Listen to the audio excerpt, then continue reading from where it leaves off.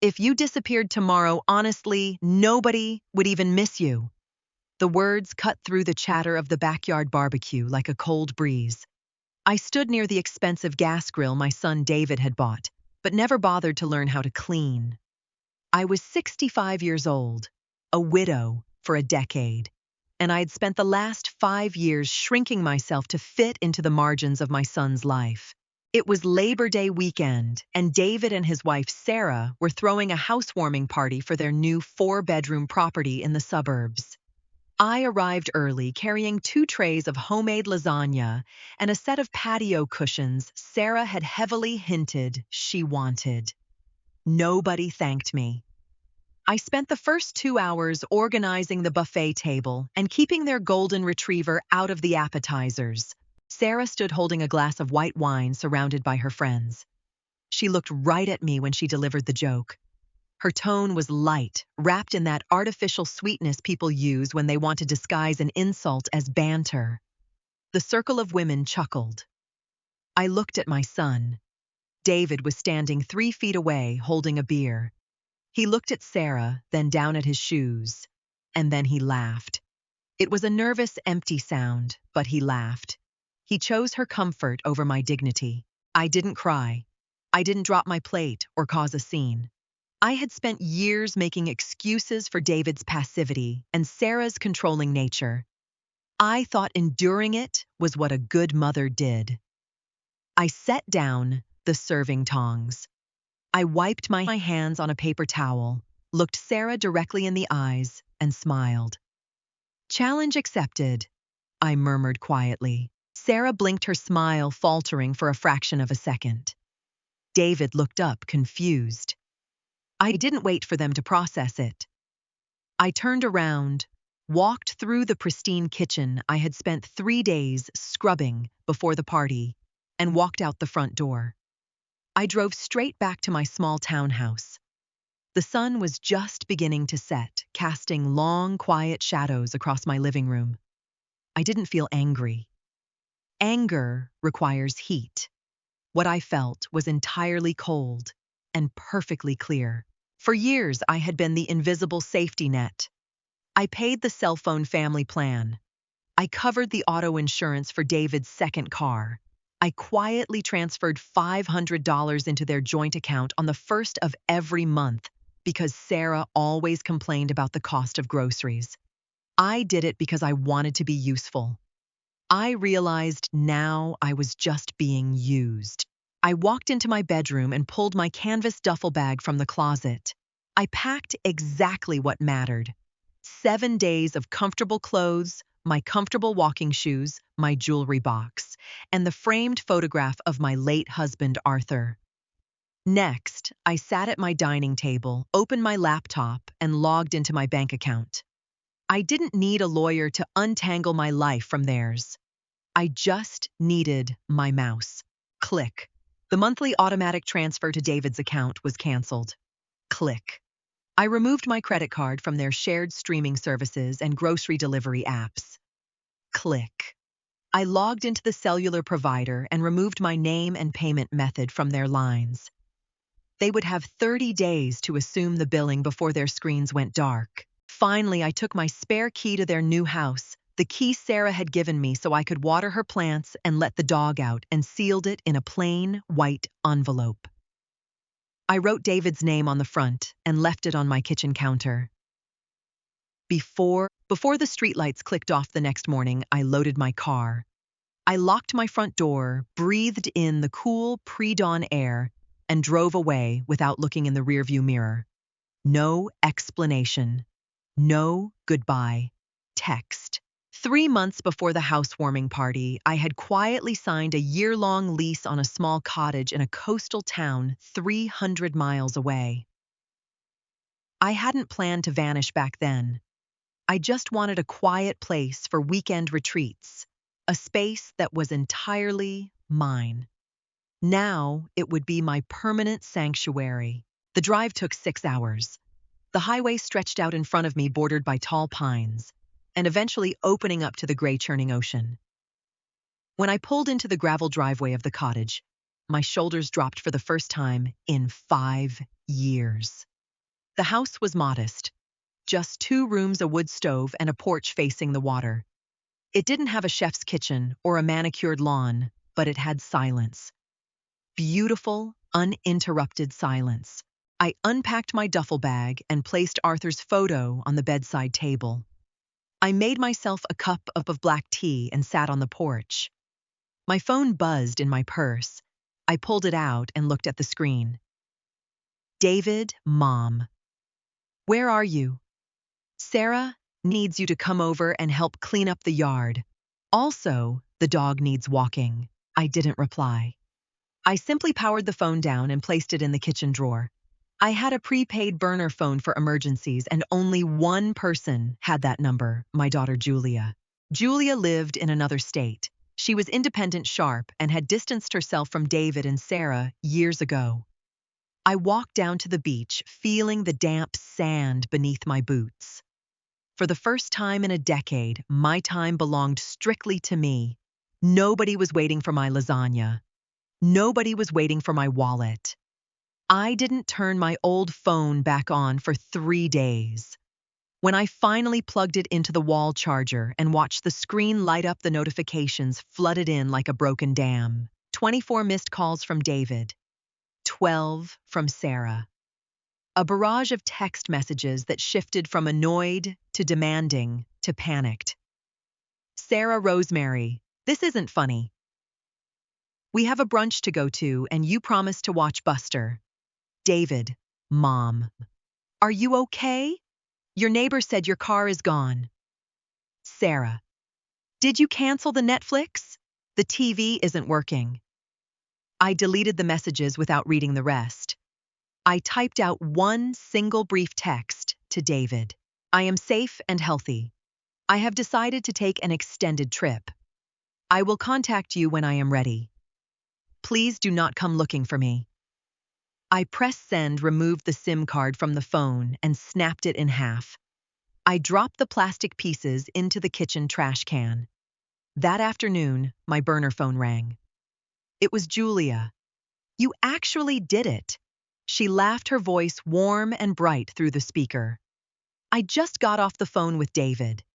He is losing his mind, Mom. I told him I was safe.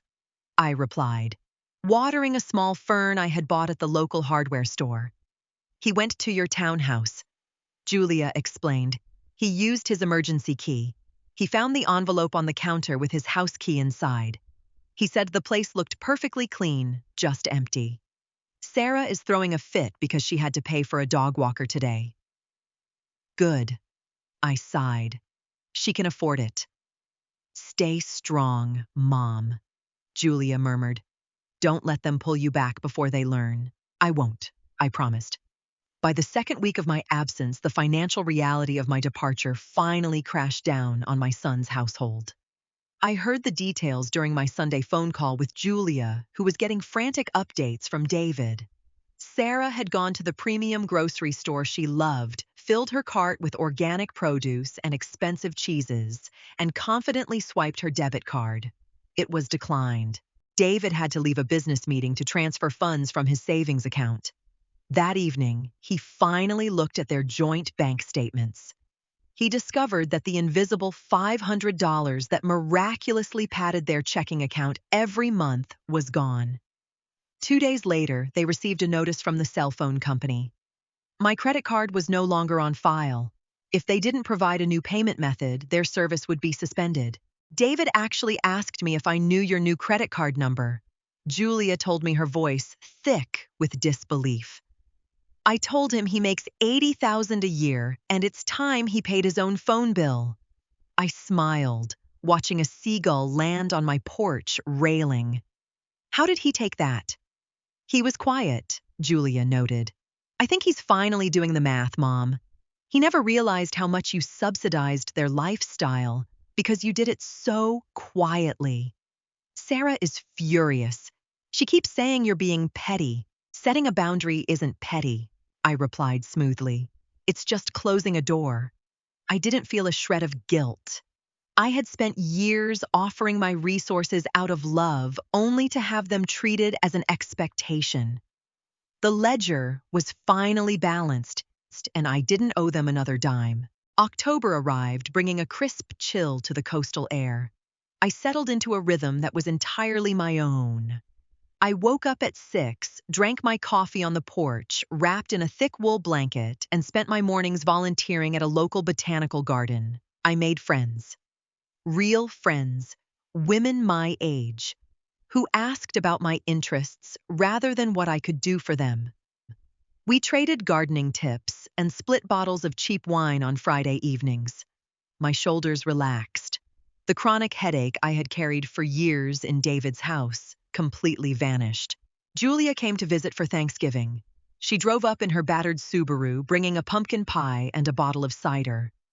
We spent the holiday in my tiny kitchen roasting a small chicken instead of a massive turkey, listening to jazz on the radio. This place suits you. Julia smiled, looking around the cozy room. You look 10 years younger. I feel lighter, I admitted, slicing the pie. How are things back down south? Julia sighed, leaning back in her wooden chair. Messy. The financial strain is getting to them. David had to sell his second car because he couldn't afford the insurance and the payments without your help. Sarah is making his life miserable about it. She hates that they have to budget now. I nodded, slowly, taking a bite of pie. I didn't gloat, but I didn't feel sorry for them either. David asked about you again, Julia added quietly. He sounded different this time. Less annoyed, more lost. He asked if you were coming back for Christmas. I'm staying right here, I stated firmly. Julia reached across the table and squeezed my hand. Good. By February, 6 months into my disappearance, the cracks in David and Sarah's marriage were visible to everyone.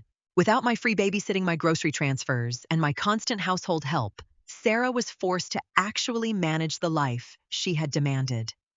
The 4-bedroom house they had bought to impress their friends became a massive burden. They couldn't afford a cleaning service, and Sarah refused to scrub floors. Julia kept me updated, though I never asked her to. David was working overtime to cover the gaps in their budget. He was exhausted. One evening he called Julia and finally broke down. He told me they had a huge fight, Julia recounted over the phone. Sarah yelled at him, saying he needed to force you to come back. She literally called you their support system. David finally snapped back at her. He told her she was the one who drove you away. I looked out my window at the winter ocean. He stood up to her. He did, Julia confirmed. He told her about the joke at the housewarming party. He said he was a coward for laughing and he knew exactly why you walked out. I felt a small, tight knot in my chest loosen just a fraction. David was finally seeing reality. He was finally recognizing the disrespect he had tolerated. Sarah demanded he find you. Julia continued. She thinks if they just show up, you'll cave. She thinks you're just throwing a tantrum. I'm not hiding, I replied calmly. But I'm not folding either. If they find me, they find me. It won't change a thing. They found me in April. I was kneeling in my front flower bed planting hydrangeas when a familiar silver SUV rolled down my gravel driveway. The engine cut off and the doors opened. David stepped out first. He looked tired. His posture slumped, the arrogant energy he usually carried completely drained. Sarah stepped out of the passenger side. She was wearing designer sunglasses and a tight smile, looking entirely out of place against the backdrop of my rustic coastal cottage. I didn't stand up immediately. I patted the soil down around the roots of the plant, took off my gardening gloves, and wiped my hands on my jeans. Only then did I stand and face them. Mom, David breathed, stopping a few feet away. You're here. I am, I said, flatly. Sarah pushed past him, marching up to my porch steps. Rosemary, this has gone on long enough. Do you know how hard it was to find you? Julia wouldn't say a word. We had to hire an investigator to track your license plate. I looked at her entirely unfazed. You wasted your money, Sarah. You could have just stayed home. David winced. Mom, please. We need to talk. Can we come inside? I looked at my son, then at his wife. I looked at the front door of my cottage, my safe space, my quiet sanctuary. No, I stated clearly. You cannot come inside, but you can stand in the driveway and say whatever it is you drove 6 hours to say. Sarah's mouth fell open in shock. Excuse me, Sarah snapped, taking a step forward. You're going to leave us standing in the dirt after we drove all the way up here. We are family. Family doesn't treat people like disposable appliances. I answered, keeping my voice perfectly level. I didn't raise my tone. I didn't need to. David rubbed his face. Sarah, stop. He looked at me, his eyes pleading. Mom, I'm sorry. I am so sorry about what happened at the party. I was an idiot. I should never have laughed. I should have defended you. Yes, you should have. I agreed, simply. We need you back, Sarah interjected, unable to help herself. David is working constantly. The house is a mess, and we can't afford the lifestyle we had. You're his mother. You're supposed to help. I looked at Sarah, feeling nothing but a profound sense of pity for her entitlement. I helped for 5 years, Sarah. And you looked at a table full of your friends and said nobody would miss me if I vanished. I just gave you exactly what you asked for. It was a joke, she shrieked. It was a test, I corrected her. And you both failed. My money is mine. My time is mine. I am not moving back, and I am not opening my wallet again. David looked at the ground, his shoulders shaking slightly. He didn't argue. He knew I was right. I reached into my pocket, pulled out the spare key to my old townhouse, and held it out to David. I'm putting the townhouse on the market next week.